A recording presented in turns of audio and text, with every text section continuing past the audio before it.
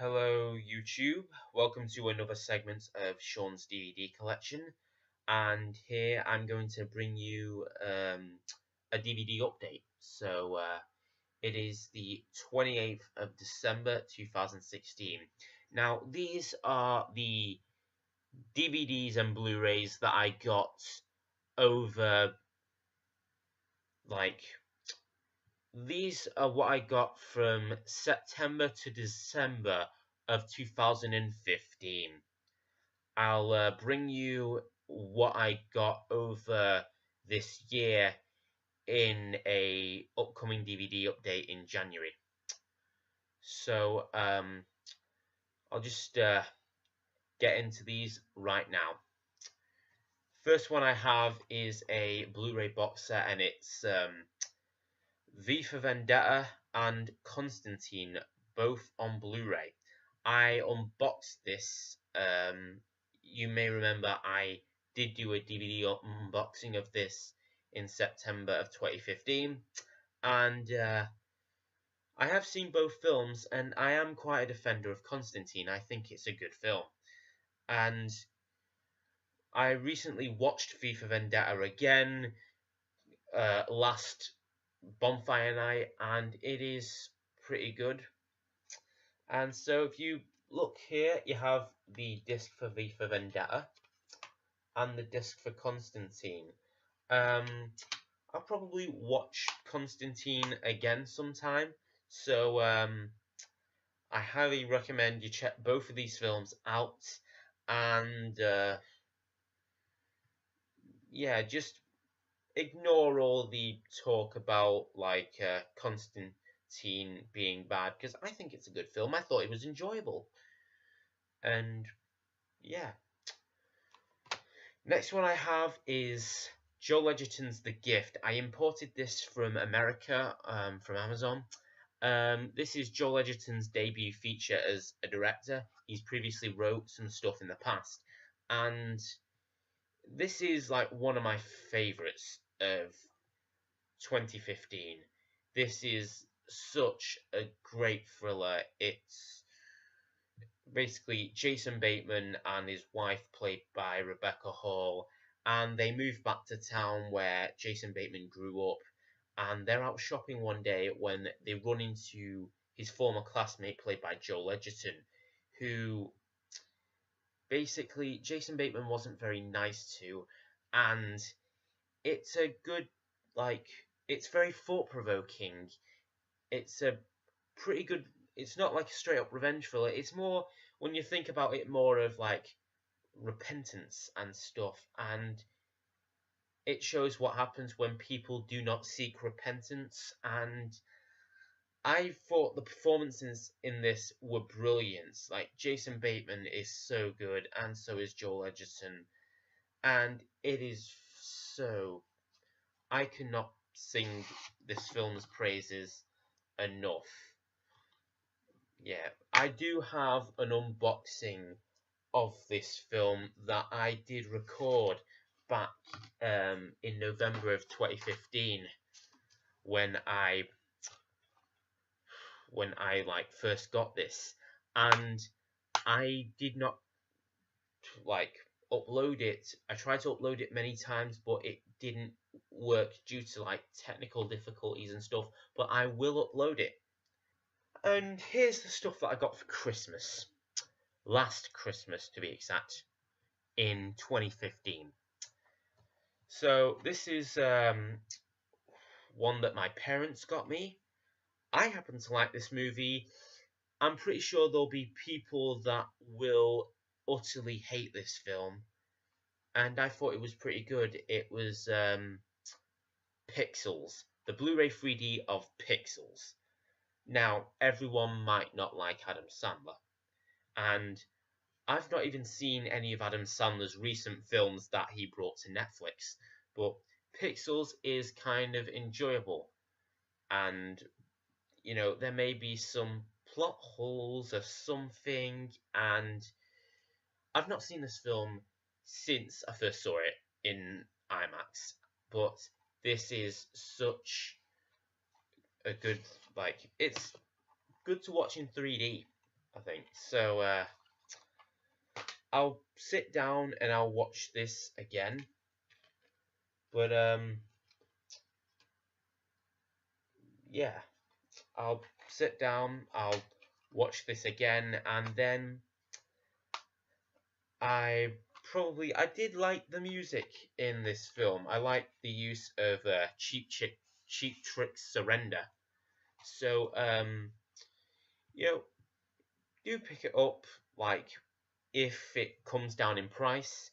But usually when I get films, when I ask for something for Christmas, I don't really know what to get or what to ask for because everything is usually meh.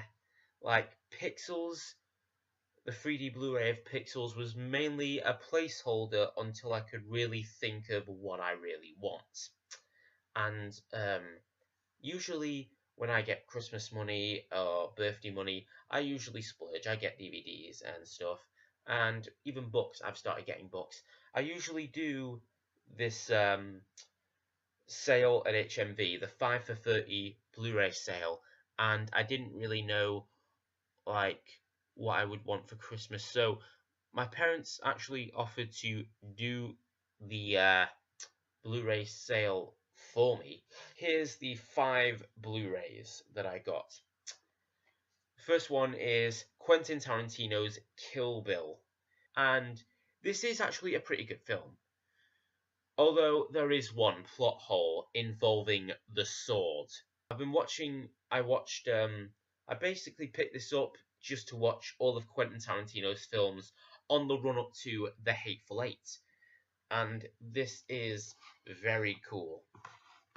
Like, you have Kill Bill Volume 1. This is part 1 of the film. So, yeah. And here you have Volume 2.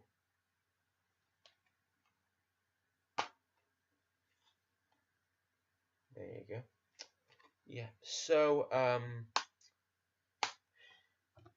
highly recommend you pick it up if, like, you know, you're a fan of Quentin Tarantino.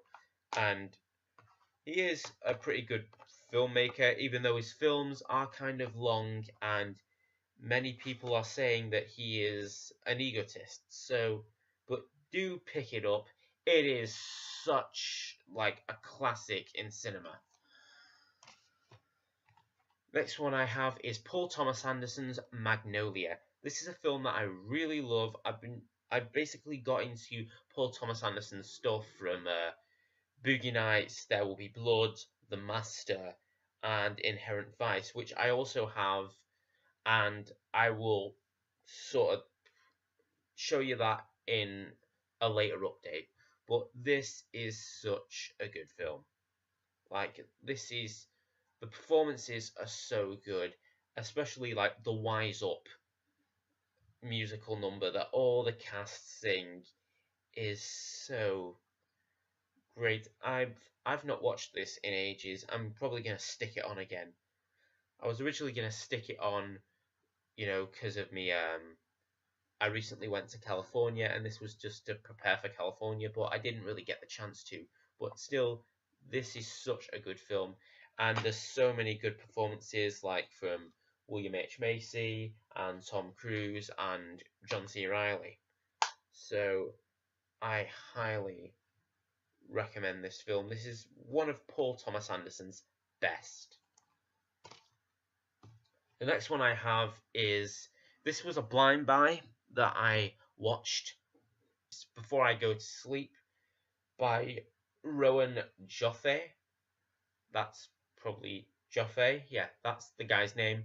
And it's about Nicole Kidman plays this woman with like a short-term memory loss, and basically she has amnesia, and her husband is like, you know, he has to keep explaining to her who he is and what's happened until she gets a call from I think the police, or from Mark Strong's character, who is like a therapist or whatever, and it's sort of that she was involved in a brutal attack and that kind of left her with amnesia. And it is okay, but it's just a bit of a disappointment. Like, you could practically tell I could tell from 2 minutes from watching this what was happening. Like, I could tell 2 minutes in, Colin Firth is the bad guy. That is just, it is kind of predictable. But, I mean, this is something that you should probably just watch on television or when it comes to Netflix. It's decent, but it's not worth, like, paying full price for. Next one I have is Bennett Miller's Foxcatcher. This is I only saw this movie once, and I also saw the Netflix documentary Team Foxcatcher, but this is a very good film. It has some good performances, and like, I enjoyed the cinematography. It was very grey in its filters. So I'm not much of a sports fan, but this is I think Steve Carell does a good performance as John DuPont. And I'm not even going to tell you how this movie ends. Don't even research what happens. So but do check this out. It is such a good film. I have seen Capote, but I've not seen like The Cruise or Moneyball, which was Bennett Miller's other two films. But do check this out. I hear Bennett Miller's doing a version of Christmas Carol, so I look forward to what he has to do with that. And the last one in the 5 for 30 sale was the Towering Inferno. Towering Inferno was this is brilliant. This is a brilliant film. It is a classic about this tower block in Los Angeles that catches fire, and it has kind of the staples or the cliches of a disaster film. It has, of course, the this one best original song for We May Never Love Like This Again, which I do like, and it also has just some nice little characters that you care for, and I do enjoy this film. Do check this out. And this is the next one I have. This is what my brother bought for me, and it is Ted 2. This is very funny, and it is so, like, this is basically about Ted and Tammy Lynn want to have a baby, but they can't adopt because Ted is not really a human being. He's a bear.